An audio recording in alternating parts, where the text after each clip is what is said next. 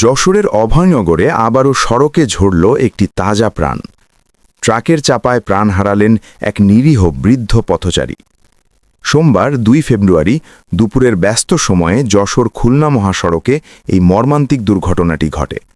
স্থানটি অভয়নগর উপজেলার নোয়াপাড়া নূরবাগ এলাকা, প্যারাডাইজ হোটেলের ঠিক সামনের সড়ক।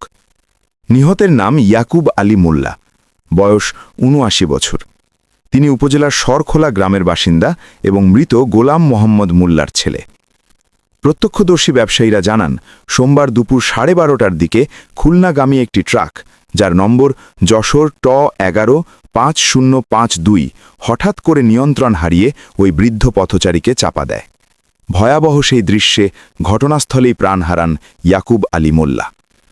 দুর্ঘটনার পরপরই এলাকায় ছড়িয়ে পড়ে উত্তেজনা। ক্ষুব্ধ জনতা ট্রাকটি আটকে ফেলে এবং সেনাবাহিনীর সহযোগিতায় ট্রাকসহ চালককে আটক করা হয়। পরে তাকে থানা পুলিশের কাছে সোপর্দ করা হয়। আটক ট্রাক চালকের নাম রিয়াজ হোসেন, বয়স ৩৫ বছর। তিনি যশোর সদর উপজেলার রূপদিয়া গ্রামের খানপাড়া এলাকার বাসিন্দা এবং মৃত হাফিজুর রহমানের ছেলে। ঘটনাস্থলে উপস্থিত অভয়নগর থানার উপপরিদর্শক এসআই আশরাফুল আলম জানান, ট্রাক ও চালক রিয়াজ হোসেনকে থানা হেফাজতে নেওয়া হয়েছে।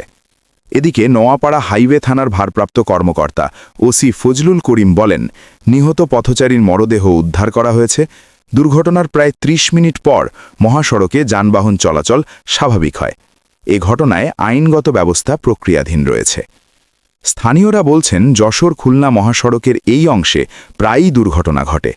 তাদের দাবি, অবিলম্বে সড়ক নিরাপত্তা জোরদার করা না হলে এ ধরনের প্রাণহানি আরও বাড়বে। এক মুহূর্তের অসতর্কতা কেড়ে নিল একটি জীবন, শোকের ছায়া নেমে এলো একটি পরিবারে।